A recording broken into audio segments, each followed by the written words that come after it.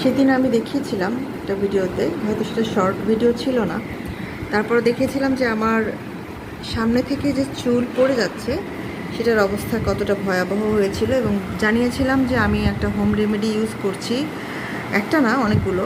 তো তার রেজাল্টটা কী সেটাও আমি যে পরে বলবো, এটাও আমি বলেছিলাম। তো আজকে দেখাচ্ছি।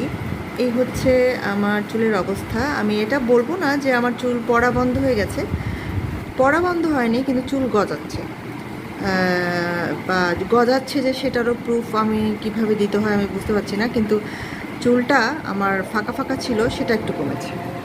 আসলে চুল একবার পড়া শুরু করলে সেটা আর বন্ধ হয় না, পরেই কিন্তু নতুন করে চুলটা গজানো, এটাই হচ্ছে আসল ব্যাপার।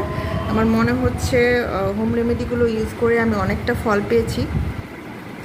তো আশা করছি যে আরও ভালো হবে। এমনিতেই আমার সামনের দিকে চুল এমনিতেই পাতলা।